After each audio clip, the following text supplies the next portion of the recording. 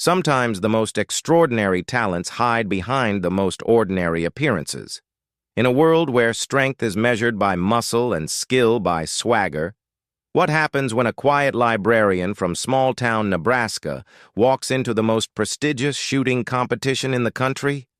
What happens when the men who've spent their lives perfecting their aim, who've trained in military academies and practiced on professional ranges, find themselves facing a woman whose only claim to fame is organizing book club meetings?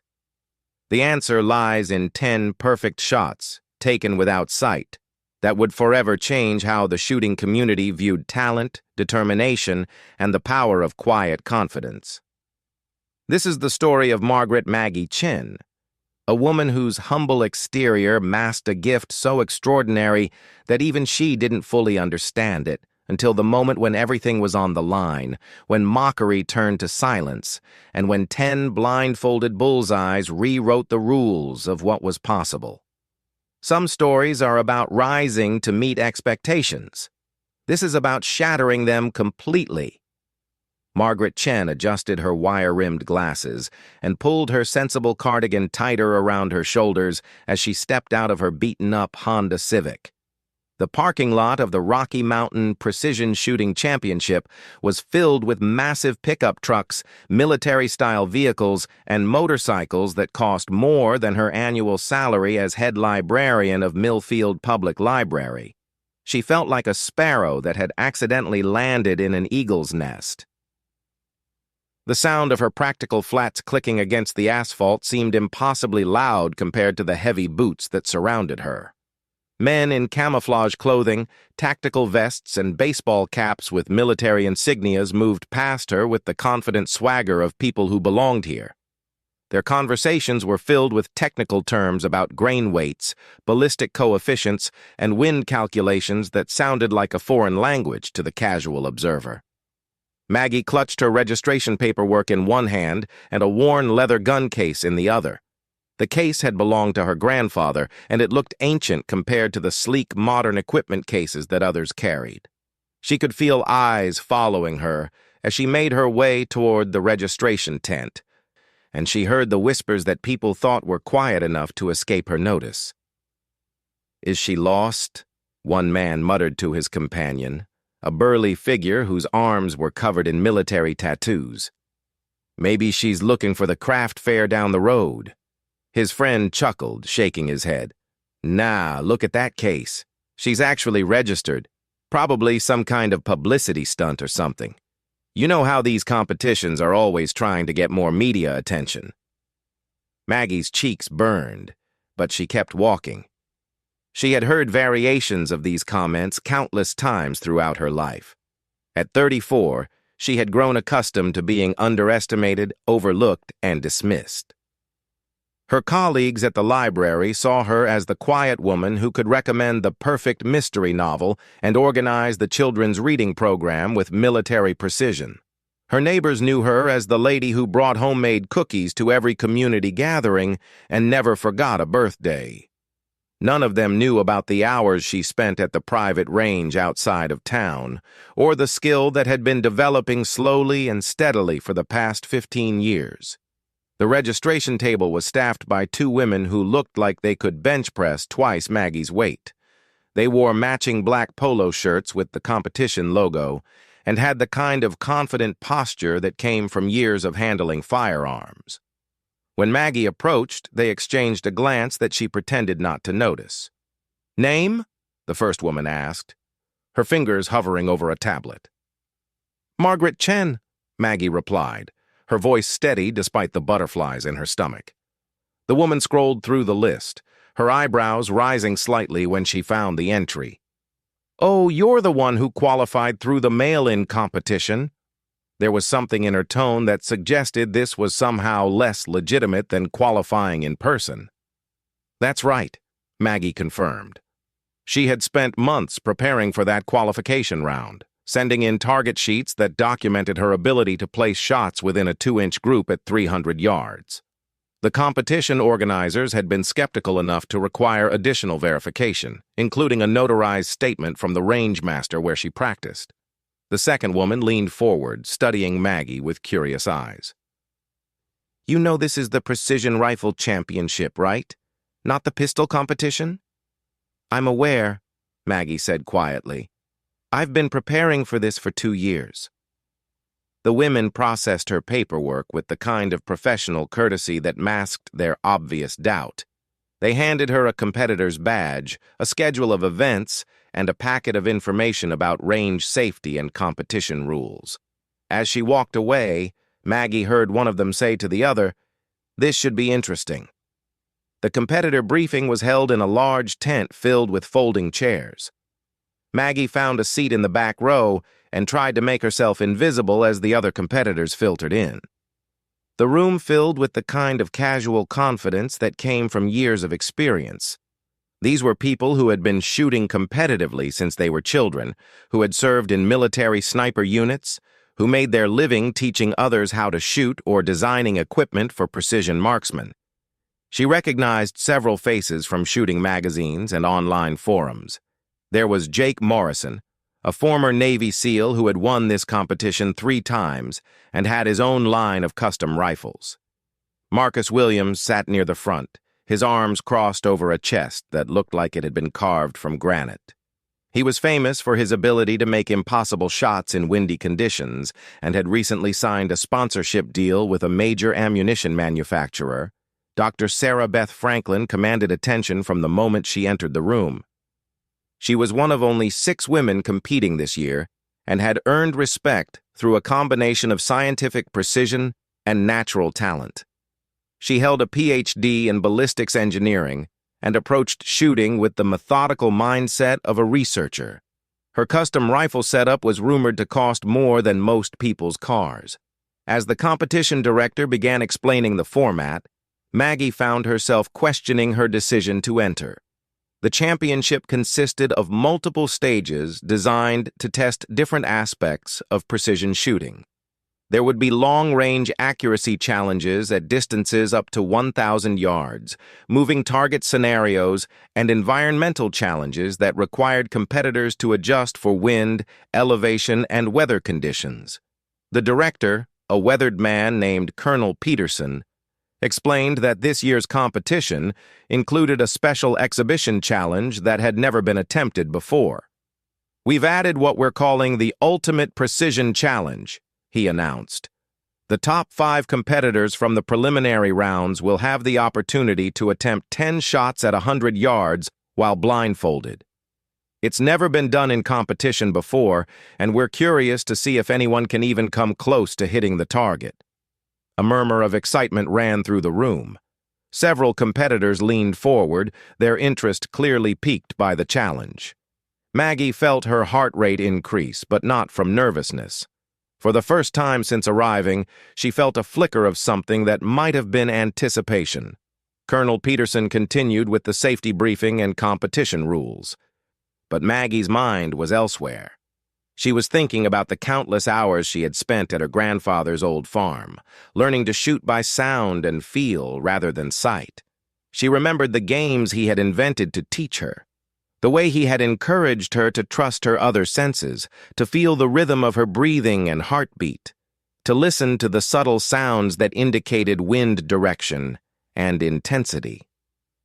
Her grandfather had been a different kind of teacher than the formal instructors that most of these competitors had learned from.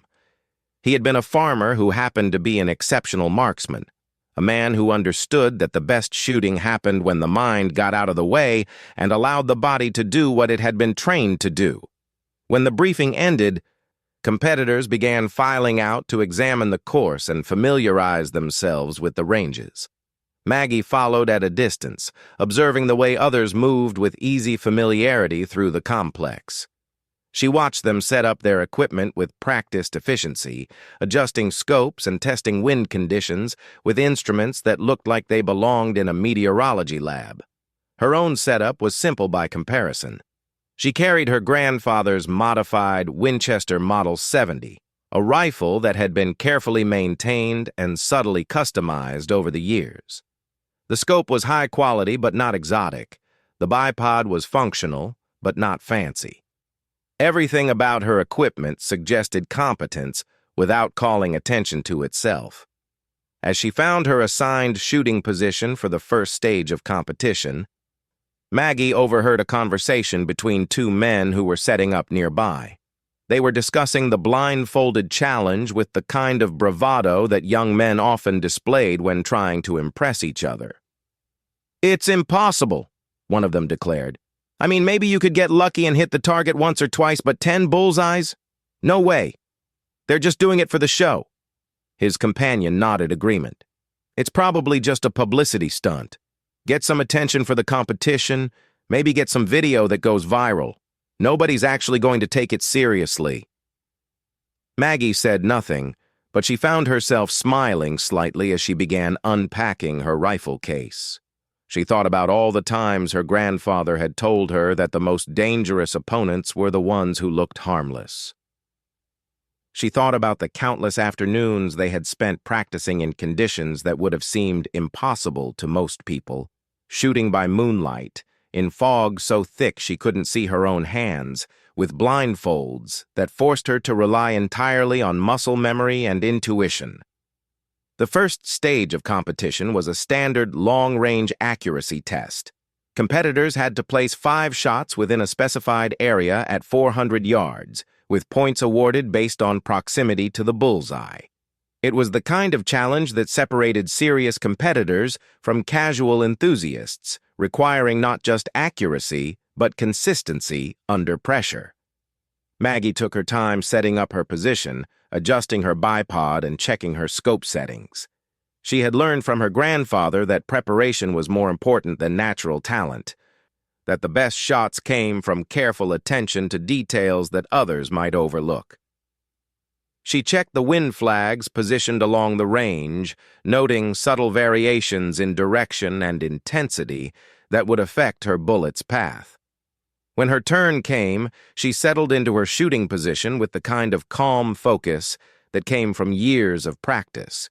She controlled her breathing, letting her heart rate slow to its natural rhythm. Through her scope, the target seemed impossibly small, but she had learned to trust her training rather than her doubts. Her first shot landed just outside the bullseye, a result that would have been excellent for most competitors, but felt slightly disappointing to Maggie. She made a tiny adjustment to her scope and fired again.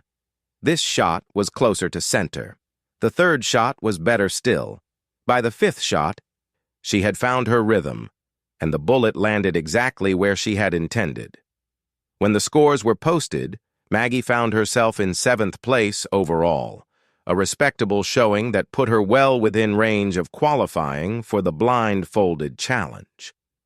More importantly, she noticed that several competitors who had been dismissive earlier were now looking at her with something that might have been respect. Jake Morrison approached her as she was packing up her rifle. Up close, he was older than she had expected, with lines around his eyes that spoke of years spent squinting through scopes in harsh conditions. His manner was professional but curious. "Nice shooting," he said, extending his hand. "I'm Jake Morrison." "Margaret Chen," she replied, shaking his hand. "I know who you are. I've read your articles in Precision Shooting magazine." He nodded, studying her with the evaluating gaze of someone who had spent years sizing up potential threats and allies. "You've got good fundamentals. Where did you train?" "My grandfather taught me," Maggie said simply. "On his farm in Nebraska." Jake's eyebrows rose slightly. "Self-taught, then. That's impressive.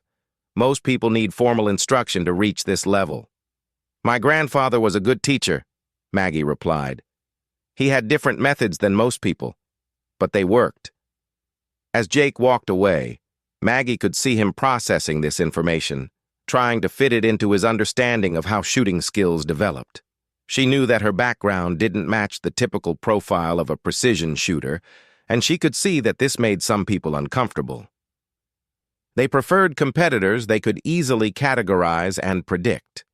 The second day of competition included more complex challenges that required competitors to engage multiple targets at varying distances while dealing with environmental factors like crosswinds and elevation changes. Maggie found herself moving up in the rankings, her consistent performance beginning to draw attention from other competitors and the small crowd of spectators who had gathered to watch. Dr. Sarah Beth Franklin introduced herself during a break between stages. She was exactly the kind of person Maggie had expected to meet at this competition. Confident, technically knowledgeable, and clearly accustomed to being taken seriously in male-dominated environments.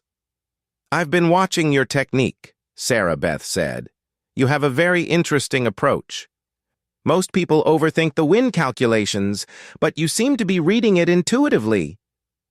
"My grandfather used to say that the wind tells you everything you need to know if you're willing to listen," Maggie replied. Sarah Beth nodded thoughtfully. "There's a lot of truth to that. Some of the best shooters I know rely more on feel than on calculations. It's a gift that can't really be taught." As the preliminary rounds concluded, the scores were tallied, and the top 5 competitors were announced. Jake Morrison had taken first place, as expected. Marcus Williams was second, and Dr. Franklin had claimed third. The fourth spot had gone to a young man named David Kim, who competed for the Army Marksmanship Unit. And in fifth place, to the surprise of almost everyone, was Margaret Chen. The announcement of her qualification for the Blindfolded Challenge created a buzz of conversation throughout the competitor area. Some people seemed genuinely pleased by the unexpected development, while others appeared skeptical or even annoyed. Maggie tried to ignore both the congratulations and the whispered doubts as she prepared for what would either be the highlight or the humiliation of her competitive shooting career. That evening, as she sat in her modest hotel room cleaning her rifle and preparing for the next day's challenge, Maggie thought about her grandfather and the lessons he had taught her. He had always told her that the most important shot was the one you took when everyone expected you to fail. Tomorrow she would find out whether those lessons had prepared her for this moment, or whether she was about to confirm everyone's suspicions that she didn't belong here. The Blindfolded Challenge would take place the next afternoon, giving her one night to mentally prepare for what might be the most important 10 shots of her life. The morning of the Blindfolded Challenge dawned gray and overcast, with a persistent drizzle that seemed to match the mood Maggie woke up in. She had barely slept, her mind cycling through every possible scenario that could unfold in the afternoon. The hotel room felt smaller than it had the night before, the walls pressing in as she tried to eat a breakfast that tasted like cardboard. News of her qualification had apparently spread beyond the shooting competition. When she checked her phone, she found 3 missed calls from local news stations and a handful of messages from people back home who had somehow heard about her unexpected success. Her assistant librarian, Jennifer, had sent an excited text. "OMG, Maggie! Mrs. Henderson saw you on the news. The whole town is talking about it." The attention made her stomach churn. She had entered this competition as a personal challenge, a way to honor her grandfather's memory and test the skills he had taught her. She had never expected to advance far enough to become a story, and she certainly hadn't anticipated becoming the unlikely underdog that local news stations apparently found irresistible. She arrived at the competition venue early, hoping to avoid the crowds and get some quiet time to prepare mentally. The range was busier than it had been on previous days, with more spectators and what appeared to be additional media personnel setting up cameras and interviewing competitors. The Blindfolded Challenge had captured people's imagination in a way that the regular precision shooting events hadn't. Maggie made her way to the practice range, where several other competitors were already warming up for the day's events. The atmosphere felt different than it had during the preliminary rounds. There was an electric tension in the air, the kind that came when something unprecedented was about to happen. Jake Morrison was methodically working through his pre-competition routine, firing groups of shots with mechanical precision while making tiny adjustments to his rifle setup. He acknowledged Maggie with a nod when she set up at a nearby position, but his focus was clearly internal. She could see him visualizing the blindfolded shots, trying to work out the mental mechanics of shooting without sight. Dr. Sarah Beth Franklin approached her position with the purposeful stride of someone who had something important to say. She waited until Maggie had finished a string of shots before speaking, her expression serious but not unfriendly. "I wanted to talk to you about this afternoon," she said, glancing around to make sure they weren't being overheard. "Have you ever attempted anything like this before? Shooting blindfolded in a competition setting?" Maggie considered how much to reveal. "I've done some practice with vision restrictions," she said carefully. "My grandfather believed it was important to be able to shoot in all kinds of conditions." Sarah Beth nodded slowly. "The thing is, what we're attempting today has never been done at this level before. 10 consecutive bullseyes while blindfolded isn't just difficult, it's supposedly impossible. The margin for error is essentially zero." She paused, studying Maggie's face. "I hope you understand what you're walking into. This isn't just about shooting anymore. There are cameras here, reporters, people who are expecting either a miracle or a spectacular failure." "I understand," Maggie replied, though she wasn't entirely sure she did. "Thank you for the warning." As Sarah Beth walked away, Maggie realized that the other woman's concern was genuine. She wasn't trying to intimidate or discourage her. She was trying to prepare her for the reality of what was about to happen. The blindfolded challenge wasn't just a test of shooting skill anymore. It had become a public spectacle, and Maggie was about to become either a hero or a cautionary tale. The regular competition events continued through the morning, but Maggie found it difficult to concentrate. Her shots were still accurate, but they lacked the unconscious precision that had carried her through the preliminary rounds. She was thinking too much, analyzing every aspect of her technique instead of trusting the muscle memory that her grandfather had spent years helping her develop. During the lunch break, she found herself surrounded by reporters who seemed to have decided that she was the most interesting story of the day. They asked questions about her background, her training methods, and her expectations for the afternoon challenge. She answered as politely as she could, but each question made her more aware of how unusual her presence here really was. "What made you decide to enter this competition?" asked a young woman from a local television station. "I wanted to test the skills my grandfather taught me," Maggie replied. "He always said that you never really know what you can do until you put yourself in a situation where failure is possible." "And what do you think your chances are for the blindfolded challenge?" This was the question she had been dreading. "I think I'll do my best and see what happens," she said, knowing how inadequate that sounded, but unable to think of anything else to say. After the interviews, she retreated to her car and tried to find some quiet space to center herself. She thought about her grandfather, about the lessons he had taught her not just about shooting, but about life. He had been a man who understood that confidence came not from never failing, but from knowing that you could survive failure and learn from it. She remembered one particular afternoon when she was 12 years old, practicing with the .22 rifle he had given her for her birthday. She had been struggling with a series of shots, growing more frustrated with each miss. Her grandfather had watched her for a while before walking over and gently taking the rifle from her hands. "You're fighting yourself," he had said. "The target isn't your enemy, and neither is the rifle. They're just tools to help you understand what you're capable of. Stop trying to force the shots to go where you want them to go, and start letting them go where they belong." He had handed the rifle back to her and walked away without another word. It had taken her years to fully understand what he meant, but gradually she had learned to trust the process rather than trying to control every variable. The best shots, she had discovered, happened when she got out of her own way.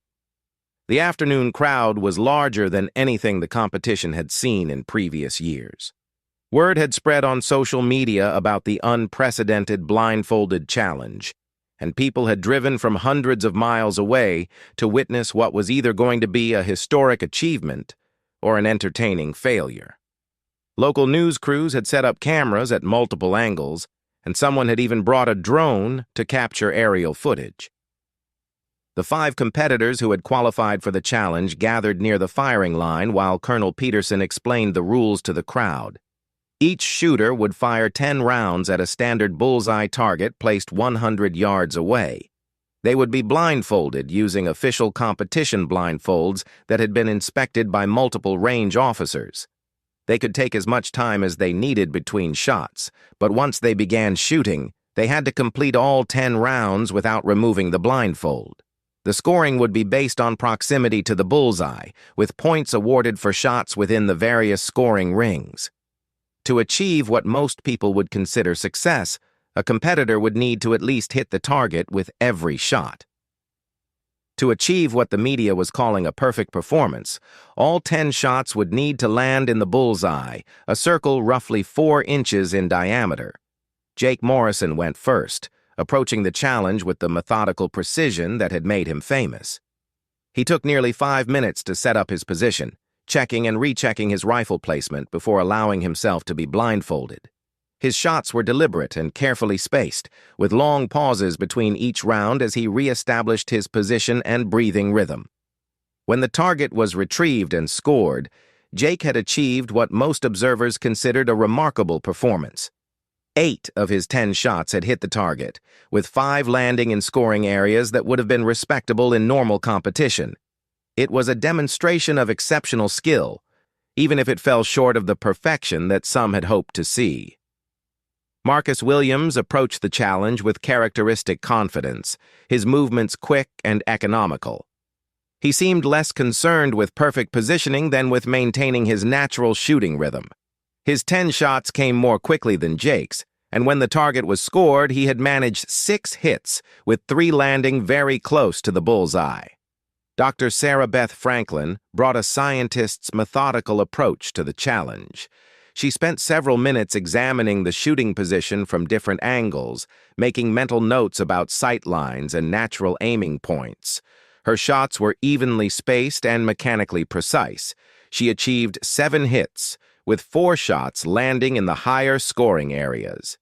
David Kim, the young Army shooter, attacked the challenge with the aggressive confidence of youth. His shots came in rapid succession, each one fired as soon as he had re-established his position. He managed 5 hits, a respectable showing that demonstrated good fundamental skills even under the unusual circumstances. Then it was Maggie's turn. As she walked to the firing line, the crowd grew quieter, sensing that something different was about to happen. The other competitors had approached the challenge as a technical problem to be solved through careful application of known skills. Maggie moved with a different kind of certainty, less calculated but somehow more natural. She settled into her shooting position with the fluid ease of someone who had done this thousands of times before. Unlike the others, she didn't spend long minutes adjusting her setup or checking her sight alignment. Instead, she seemed to be listening to something that only she could hear, her head tilted slightly as if she was reading information from the air itself. When the range officer approached with the blindfold, Maggie closed her eyes for a moment, taking several deep breaths that seemed to center her in a way that had nothing to do with the technical aspects of shooting. The blindfold was secured and checked by multiple officials, ensuring that she could see nothing. What happened next was unlike anything the crowd had witnessed during the previous attempts. Instead of the careful, hesitant positioning that the other shooters had displayed, Maggie seemed to move with the same natural confidence that she had shown during the regular competition rounds. She brought her rifle to her shoulder with fluid precision, her body settling into the shooting position as if guided by an internal compass. Her first shot came after only a brief pause, the report of the rifle sharp and clear in the afternoon air. Without the lengthy repositioning that the others had required, she cycled her bolt and prepared for her second shot. The rhythm she established was unlike anything the experienced shooters in the crowd had ever seen. Each shot seemed to flow naturally from the one before it, as if she was conducting a silent conversation with the target rather than trying to force bullets to hit specific locations. The crowd grew completely silent as she worked through her string of shots. Even the camera operators seemed to forget their equipment, caught up in watching something that defied their understanding of what was possible. This wasn't just skilled shooting. It was something closer to an art form, a demonstration of connection between shooter and target that transcended normal technical considerations. When Maggie fired her 10th and final shot, she remained in position for several long seconds before slowly lowering her rifle. The range officer removed her blindfold, and she blinked several times as her eyes adjusted to the afternoon light. Her expression was calm and focused, showing none of the tension or uncertainty that might have been expected. The walk to retrieve her target felt like it took forever. The crowd remained silent, sensing that they were about to witness either a historic achievement or a crushing disappointment. Colonel Peterson and several range officers accompanied the target retrieval, wanting to ensure that the scoring was absolutely accurate and beyond dispute. When they reached the target frame and examined the paper, Colonel Peterson's expression shifted from skeptical professionalism to amazement. He looked at the target several times as if unable to believe what he was seeing. Then he turned to face the crowd and raised his voice to carry across the range. "Ladies and gentlemen," he announced, his voice tight with suppressed excitement, "Margaret Chen has just achieved something that has never been accomplished in the history of competitive shooting.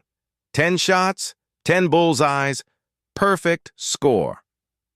The silence that followed lasted for several heartbeats, as if the crowd needed time to process what they had just witnessed.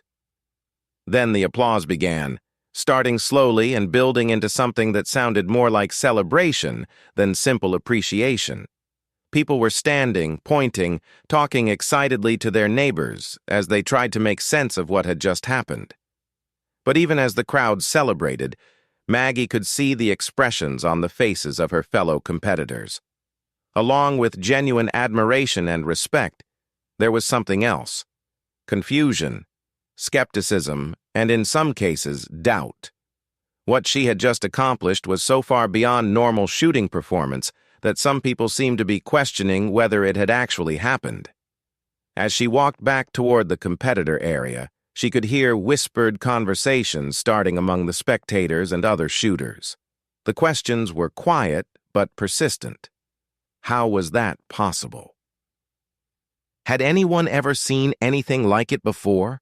Was there something about her equipment or technique that gave her an unfair advantage? The celebration was just beginning, but Maggie already understood that her perfect performance had created as many problems as it had solved.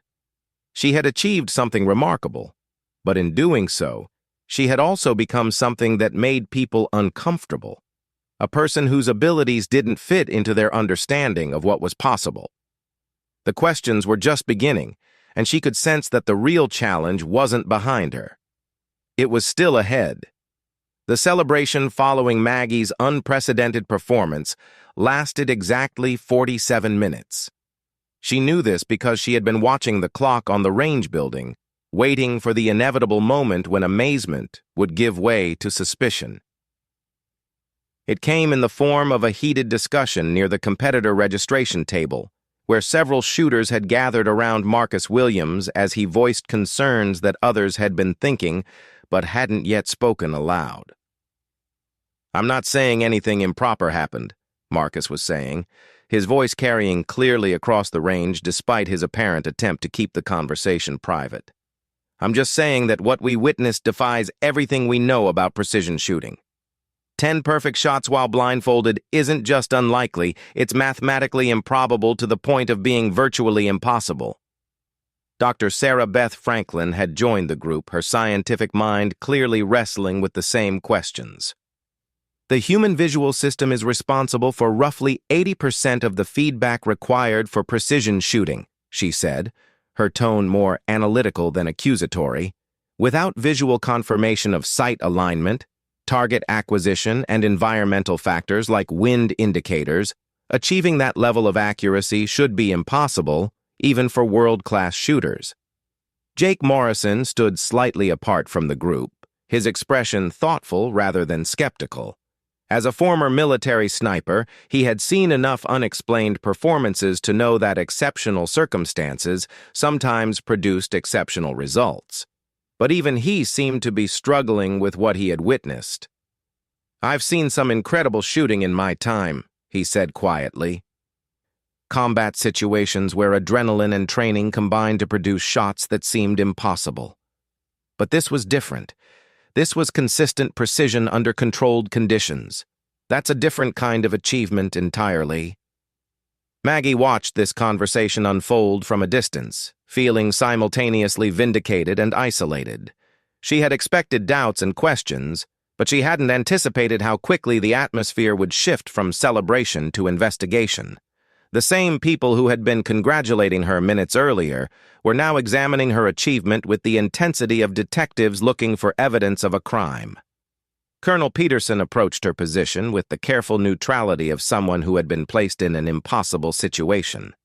As competition director, he was responsible for ensuring fair play and maintaining the integrity of the event. At the same time, he had personally witnessed Maggie's performance and had found no evidence of any irregularity. "Ms. Chen," he said, his tone professional but not unfriendly. "I hope you'll understand that given the unprecedented nature of your performance, we need to conduct some additional verification procedures. Nothing you should be concerned about, just standard protocol for record-setting achievements." Maggie nodded, having anticipated this development. "Of course. What do you need me to do?" "We'd like to examine your rifle and ammunition, just to ensure everything meets competition specifications. We'll also be reviewing the video footage from multiple angles to document the achievement for official records. And," he paused, looking slightly uncomfortable, "we've had some requests for you to attempt a demonstration shot under similar conditions."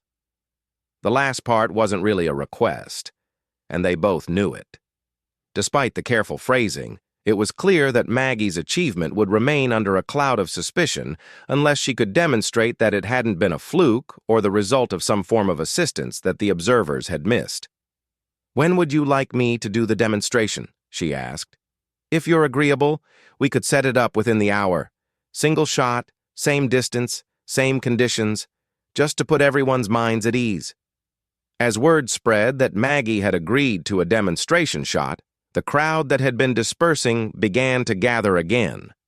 The atmosphere was different now, charged with tension rather than celebration.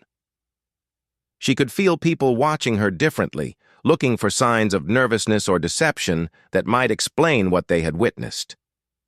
The rifle inspection was conducted by a team of experienced gunsmiths and competition officials.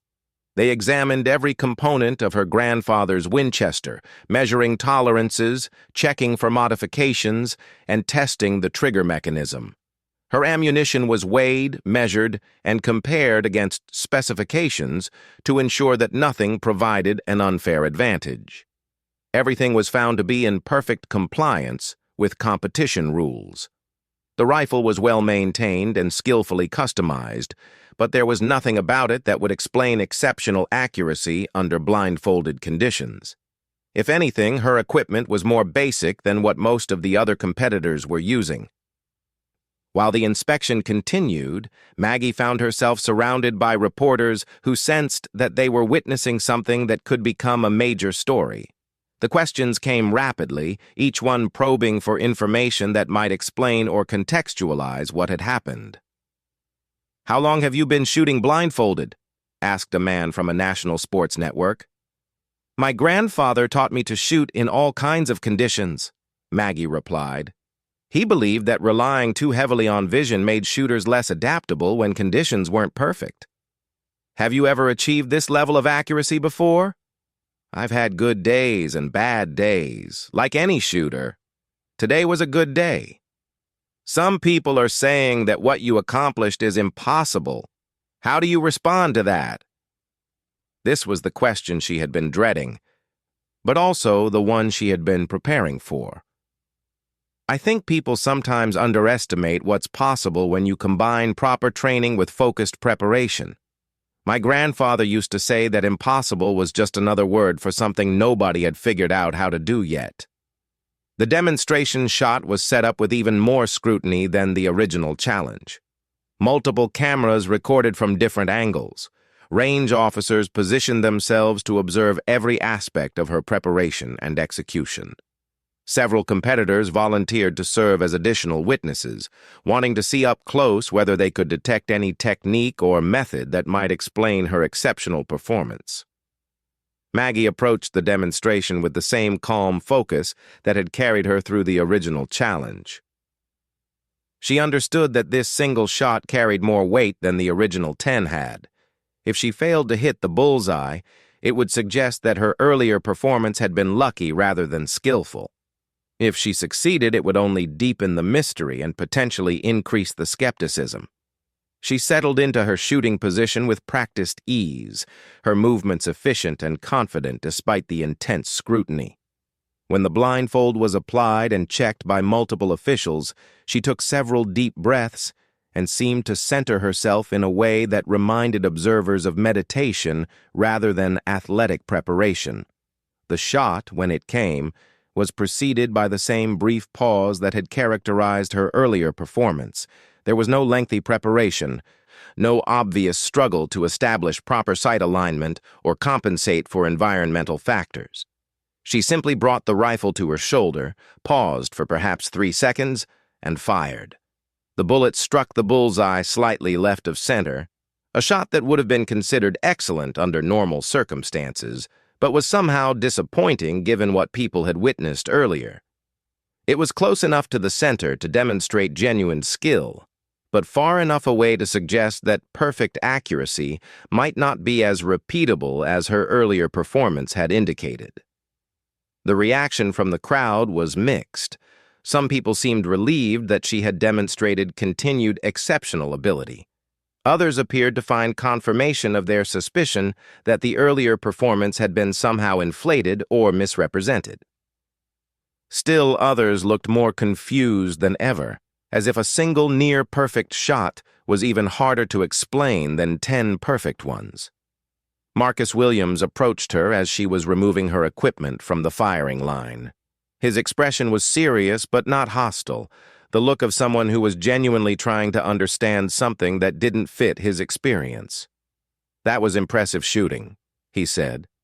"But I have to ask, how did you learn to shoot like that? I've been doing this for 20 years, and I've never seen anything like what you did today." Maggie considered how much to explain.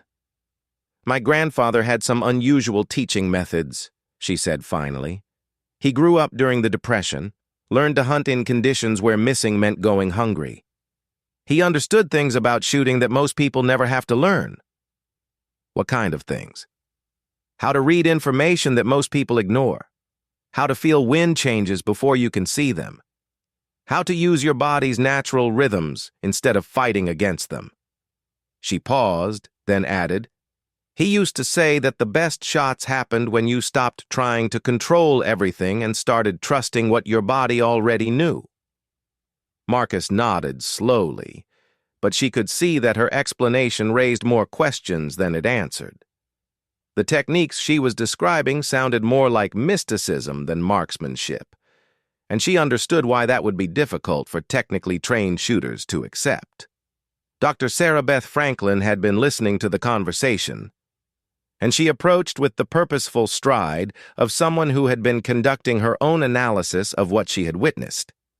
As a scientist, she was accustomed to looking for rational explanations for seemingly inexplicable phenomena. "I've been thinking about what you accomplished today," she said, "and I have a theory. What if your grandfather's training methods inadvertently taught you to use sensory information that most shooters ignore? Sound, for instance. The way air moves across the range can create subtle acoustic cues about wind direction and intensity. Body position and muscle memory could compensate for visual sight alignment if they've been trained precisely enough." It was the most plausible explanation anyone had offered, and Maggie could see that it provided a framework that allowed people to accept her performance without having to abandon their understanding of what was possible. She nodded encouragingly, though she knew the explanation was incomplete. "That makes sense," she said. "My grandfather was very focused on teaching me to pay attention to details that most people overlook." As the formal competition events concluded and awards were presented, Maggie found herself in the strange position of being both celebrated and questioned. She received a special recognition award for her unprecedented achievement, but the applause that accompanied it felt different from the spontaneous celebration that had followed her performance. Later that evening, as she packed her equipment and prepared to return home, Jake Morrison approached her one final time. He had been quiet during most of the afternoon's discussions, observing rather than participating in the various theories and explanations that had been offered. "I wanted to thank you for what you did today," he said. "Regardless of how you did it, you've reminded all of us that there's still room for surprise in this sport. That's important." "Thank you," Maggie replied. "That means a lot, especially coming from you. I also wanted to ask you something, and I hope you'll give me an honest answer. Do you think you could do it again? 10 perfect shots under the same conditions?" It was the question that had been underlying all the others, the one that got to the heart of what made her achievement so unsettling for so many people. If it was repeatable, it suggested a level of skill that redefined what was possible. If it wasn't, it raised questions about what had actually happened. Maggie considered the question carefully before answering.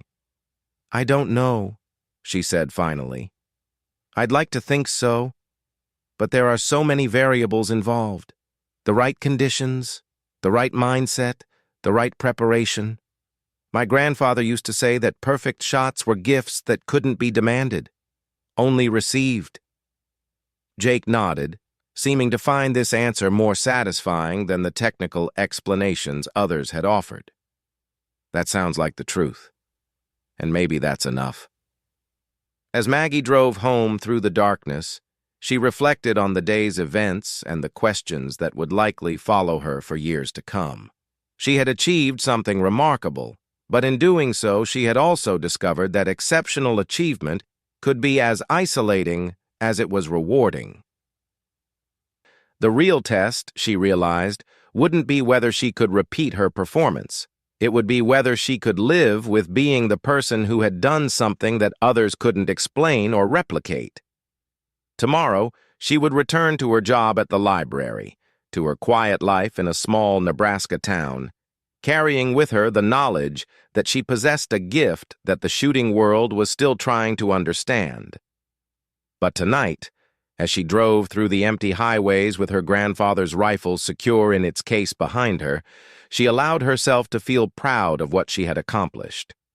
Whatever questions remained, whatever doubts others might have, she knew that she had honored the memory of the man who had taught her that impossible was just another word for something worth attempting. The first sign that Maggie's life had fundamentally changed came at 6:47 a.m. the following Tuesday, when she arrived at the Millfield Public Library to find a news van parked outside and a reporter waiting by the front door. The woman introduced herself as Rebecca Santos from Channel 8 News and explained that she was working on a follow-up story about the miracle shot heard around the world. Maggie politely declined the interview and escaped into the library, but she could see that this was only the beginning. By the time she had unlocked the doors and turned on the lights, her phone was buzzing with missed calls and text messages from journalists, shooting enthusiasts, and people claiming to represent various opportunities that might interest her. Jennifer, her assistant librarian, arrived 30 minutes later with coffee and a stack of newspapers that featured Maggie's story on the sports pages. The headlines ranged from respectful, local librarian achieves historic shooting performance, to sensational, blindfolded bullseye, miracle, or mystery. One tabloid had somehow obtained a photo of her grandfather and was running a story about the secret training methods that created a shooting phenomenon. "This is unreal," Jennifer said, spreading the papers across the circulation desk. "Mrs. Henderson called this morning and said there are people driving by your house taking pictures, and apparently someone posted your competition video on YouTube, and it's got like 500,000 views already." Maggie stared at the newspapers, feeling a growing sense of unreality. 3 days ago, she had been an unknown librarian whose most notable achievement was organizing the most successful children's summer reading program in the county's history. Now she was apparently a national story, complete with speculation about her methods and background that ranged from admiring to bizarre. The library's phone rang constantly throughout the morning. Jennifer fielded calls from reporters, documentary filmmakers, book agents, and representatives from shooting equipment companies who wanted to discuss sponsorship opportunities. Each conversation followed a similar pattern: initial excitement about reaching the famous Margaret Chen, followed by disappointment when they learned she wasn't available for interviews. Between phone calls and patron requests, Maggie tried to process what had happened to her life and what it might mean going forward. The competition had been intended as a personal challenge, a way to test the skills her grandfather had taught her and perhaps gain some confidence in her abilities. She had never intended to become a public figure, or to find herself at the center of debates about what was humanly possible in precision shooting. Around midday, she received a call that was different from the others. Dr. Sarah Beth Franklin had managed to track down the library's direct number and was calling to discuss something she described as important and potentially beneficial for both of us. "I've been thinking about our conversation after the competition," Sarah Beth explained, "and I believe there's more to your grandfather's teaching methods than either of us fully explored. I'd like to propose a collaboration that could help document and understand techniques that might otherwise be lost." She went on to explain that she was in the early stages of planning a research project focused on alternative training methodologies in precision shooting. With Maggie's permission, she wanted to study her techniques using scientific instruments and controlled conditions with the goal of understanding how traditional teaching methods might complement or enhance modern training approaches. "The shooting community is struggling to make sense of what you accomplished," Sarah Beth said. "There are people who believe it was impossible, people who think there must have been some kind of deception, and people who are convinced that you possess some kind of supernatural ability. None of those explanations are helpful or accurate. What we need is a proper scientific investigation that can provide real answers." The proposal was tempting for several reasons. It offered a way to channel the attention from her competition performance into something productive. It provided an opportunity to preserve and document her grandfather's teaching methods. And perhaps most importantly, it might help answer some of the questions that she herself had about her abilities and their limitations. "I'd be interested in discussing it further," Maggie said, "but I'd want to make sure that any research would be conducted respectfully and wouldn't turn into a circus." "Absolutely. This would be academic research, not entertainment. Peer-reviewed, published in appropriate journals, conducted according to strict scientific protocols. The goal would be understanding, not spectacle." They agreed to meet the following weekend to discuss the proposal in more detail. As Maggie hung up the phone, she realized that Sarah Beth's call represented the first constructive response she had received to her competition performance. Everyone else seemed to want either to exploit her achievement or to debunk it, but here was someone who wanted to understand it. That afternoon brought an unexpected visitor to the library. Jake Morrison appeared at the circulation desk around 3 o'clock, looking somewhat out of place among the bookshelves and reading tables, but carrying himself with the quiet confidence that had made him a successful competitor. "I hope you don't mind me stopping by," he said. "I was in the area on business and thought I'd see how you're handling all the attention."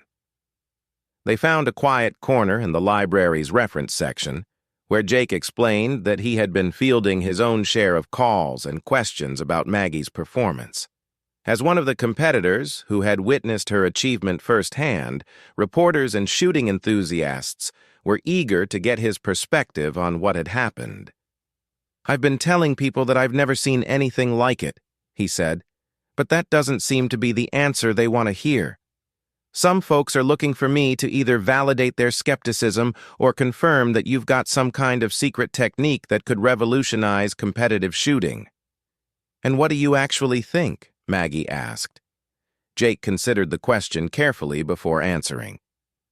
"I think your grandfather taught you something that most of us have forgotten or never learned in the first place. Modern shooting instruction is very technical, very focused on equipment and measurable variables.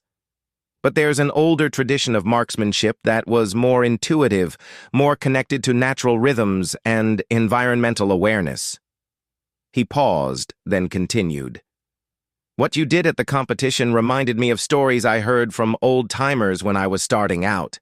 Mountain men and market hunters who could make impossible shots because they understood things about shooting that couldn't be taught in a classroom or measured with instruments.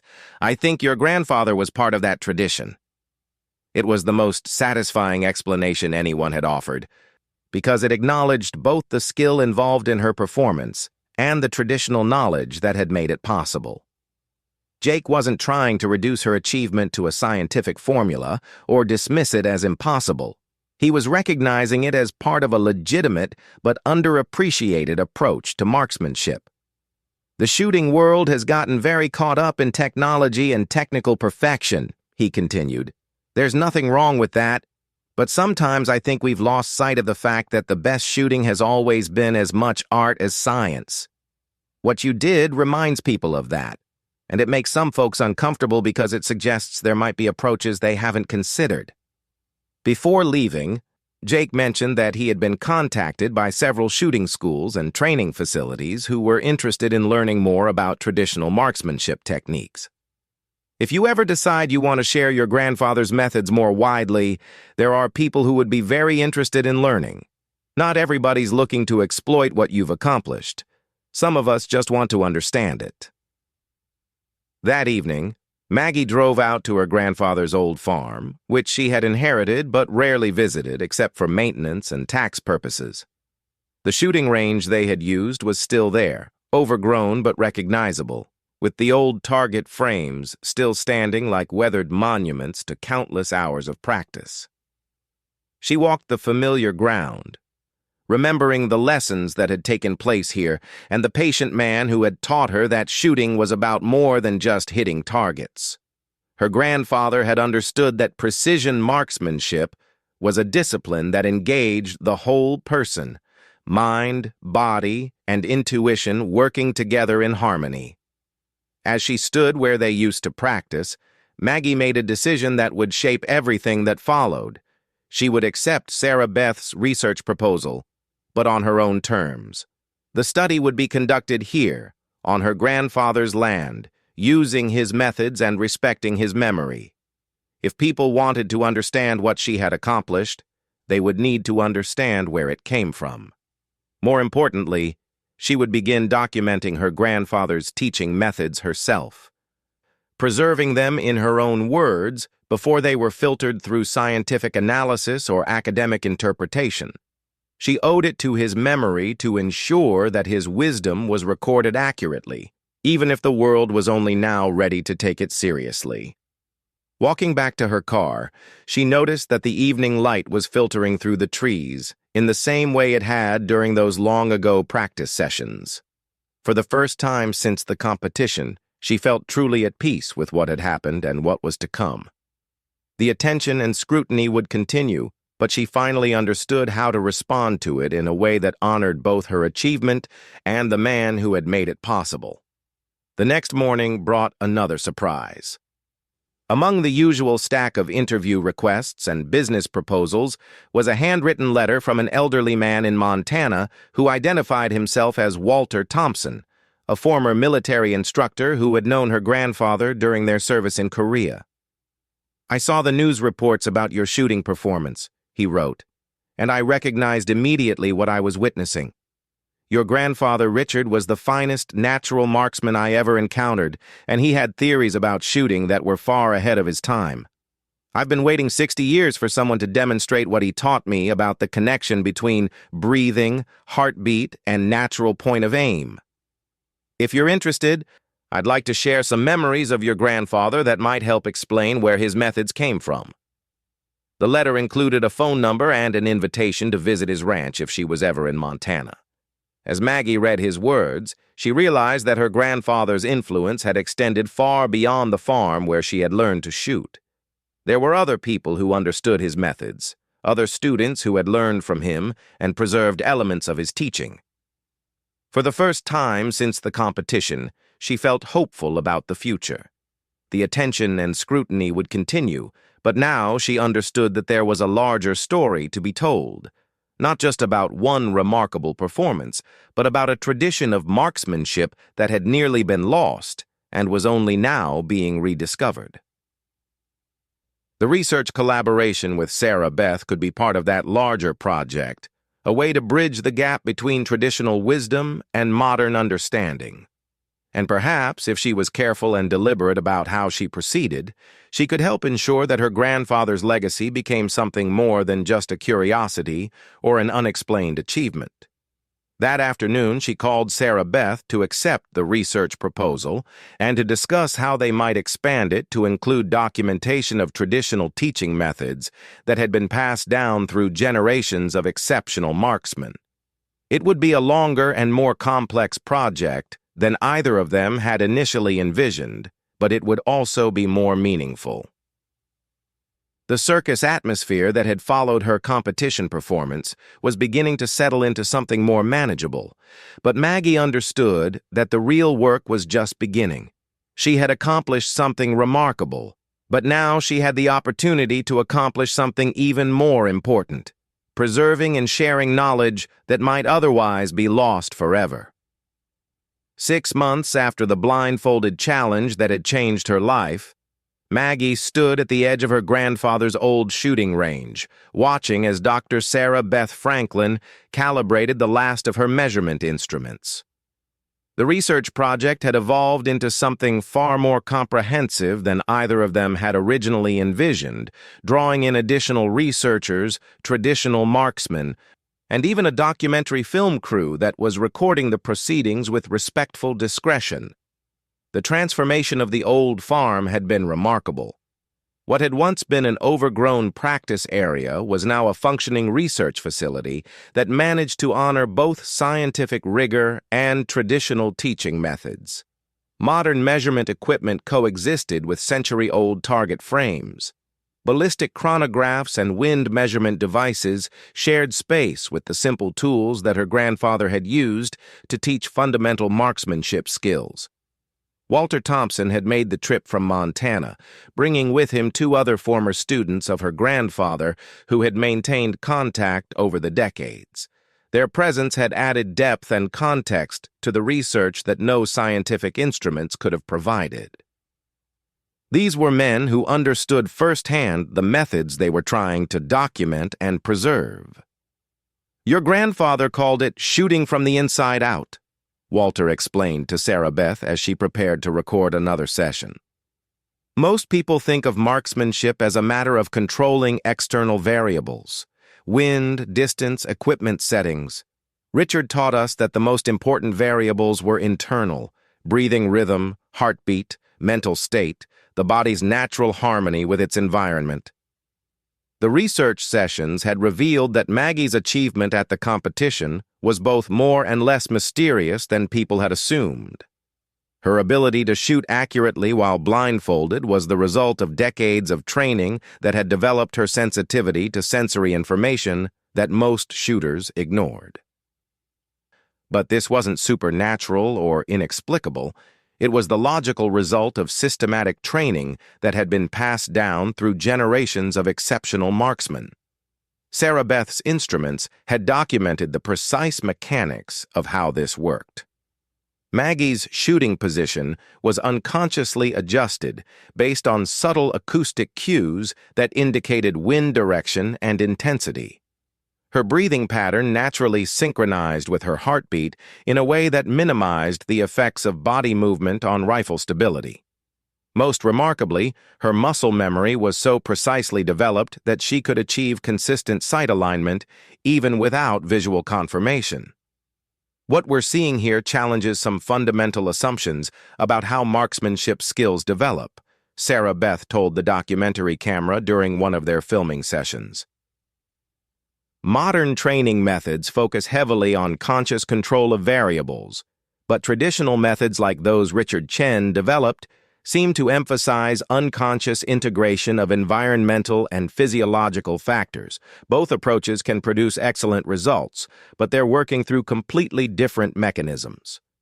The research had attracted attention from unexpected quarters. Military training commands were sending instructors to observe the traditional methods being documented.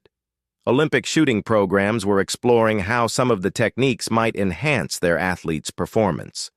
Equipment manufacturers were developing new training aids based on principles that had been discovered through the project. But for Maggie, the most meaningful aspect of the research was the opportunity it provided to fully understand and preserve her grandfather's legacy. Working with Walter and the other former students, she had been able to piece together a comprehensive picture of her grandfather's approach to marksmanship that went far beyond what she had learned during her own childhood training. Richard Chen had been a remarkably innovative teacher who had synthesized elements from various shooting traditions into a coherent system that emphasized the development of natural ability rather than the application of technical solutions. His methods had been shaped by his experiences as a young hunter during the Depression, when ammunition was scarce and every shot had to count, and later by his military service, where he had encountered marksmen from different backgrounds and training systems. He understood that the best shooting happened when the conscious mind got out of the way, Walter explained. Most training methods focus on giving the shooter more things to think about: wind calculations, sight adjustments, breathing techniques. Richard's approach was the opposite.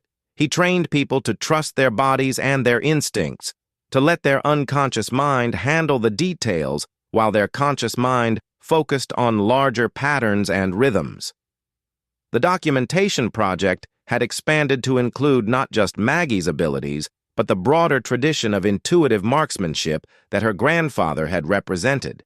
They were interviewing elderly hunters and shooters from across the country, collecting stories and techniques that might otherwise be lost with the passing of that generation. One of the most significant discoveries had come from a correspondence with a retired shooting instructor from Alaska who had known similar methods among indigenous hunters. His descriptions of traditional hunting techniques revealed that the principles Richard Chen had developed were part of a much older tradition of marksmanship that had existed in various forms across different cultures and time periods. What your grandfather figured out, the Alaskan instructor wrote, was how to systematically teach skills that most people had to develop through years of trial and error in the field.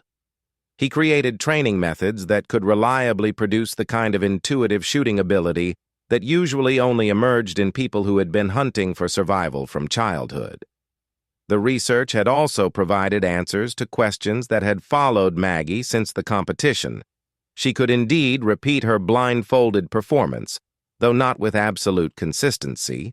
The factors that contributed to her best shooting were subtle and numerous: physical condition, mental state, environmental conditions, and even factors like time of day and season that influenced her body's natural rhythms. Excellence in any field involves both repeatable skills and unrepeatable moments, Sarah Beth observed.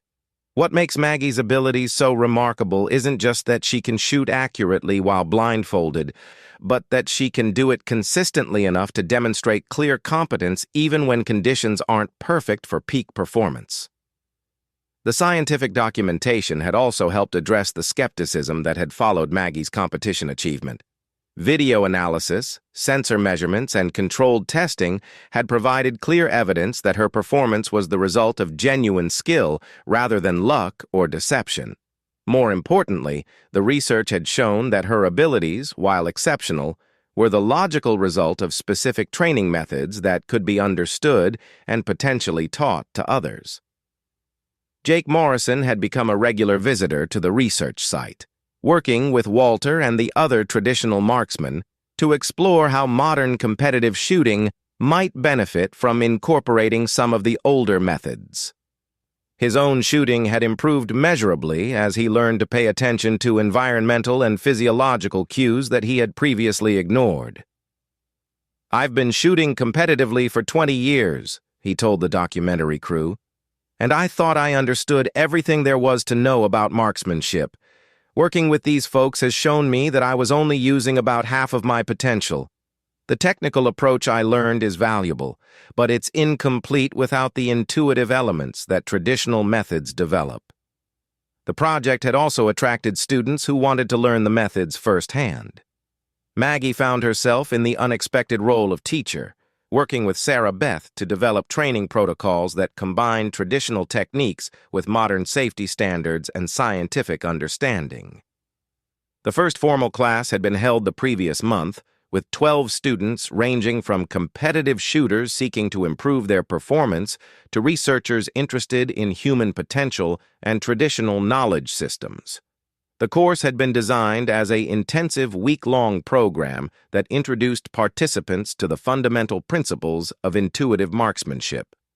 "Teaching these methods requires patience and humility," Maggie explained to the new instructors they were training. "You can't force someone to develop sensitivity to environmental cues or body awareness. These skills emerge naturally when the conditions are right and the student is ready to receive them. Our job is to create those conditions and recognize when students are ready for the next level of instruction." The success of the program had led to discussions about expanding it into a permanent institution, a school that would preserve and teach traditional marksmanship methods while continuing to research their applications and effectiveness. Funding had been offered by various organizations, from shooting sports foundations to academic institutions interested in human performance research. As the documentary project neared completion, Maggie reflected on how much her life had changed since that afternoon, when she had achieved 10 perfect blindfolded shots. She was still the head librarian of Millfield Public Library, still the quiet woman who organized community events and recommended mystery novels to regular patrons. But she was also now recognized as a significant figure in the shooting sports community and a key preservationist of traditional marksmanship knowledge. The attention had been overwhelming at times, but it had also provided opportunities that she could never have imagined. Her grandfather's methods were now being studied by researchers at major universities. Traditional marksmanship techniques that might have been lost were being documented and preserved for future generations. And most importantly, the connection between shooter and environment that her grandfather had understood so well was being recognized as a valuable complement to modern technical approaches. Walter Thompson approached her as the day's research session was concluding. At 84, he moved carefully but purposefully, his eyes still sharp with the alertness that marked exceptional marksmen even in old age. "Your grandfather would be proud of what you've accomplished here," he said, gesturing toward the research facility that had grown up around the old practice range. Richard always believed that his methods had value beyond just creating good shooters. He thought they could teach people important lessons about attention, patience, and the relationship between human beings and their environment. "I think he would be surprised by how much attention it's received," Maggie replied. "He was always focused on the practical applications rather than the theoretical implications." "Maybe," Walter said, "but he also understood that the best traditions are living things that grow and change while maintaining their essential character. What you're doing here, combining his methods with modern research, teaching them to new generations, documenting them for preservation, that's exactly how traditions survive and thrive." As the research team packed up their equipment and the visiting instructors prepared to return to their homes across the country, Maggie walked the familiar grounds one more time. The old farm had become something her grandfather had never envisioned but would have appreciated. a place where traditional knowledge and modern understanding worked together to expand what people believed was possible. The blindfolded bullseyes that had started everything were now recognized not as a miraculous anomaly, but as the logical result of systematic training and exceptional dedication. More importantly, they had become the catalyst for preserving and sharing knowledge that might otherwise have been lost with the passing of her grandfather's generation. Standing where she had learned to shoot as a child, Maggie understood that her achievement at the competition had been just the beginning of a larger story. The real accomplishment wasn't the 10 perfect shots that had amazed the shooting world. It was the bridge they had helped build between past and future, between traditional wisdom and modern science, between what people thought was possible and what actually was. The sun was setting behind the same trees that had shaded her childhood practice sessions, casting long shadows across the range where traditional marksmanship methods were being documented for posterity. Tomorrow would bring new students, new research sessions, and new opportunities to share the legacy that her grandfather had passed down to her. But tonight, as she secured the facility and prepared to return to town, Maggie allowed herself a moment of quiet satisfaction. She had taken something precious that had been entrusted to her and had found a way to share it with the world while preserving its essential character. Whatever came next, she knew that her grandfather's legacy would continue to influence and inspire new generations of marksmen who understood that the best shooting happened when technical skill and intuitive wisdom worked together in perfect harmony.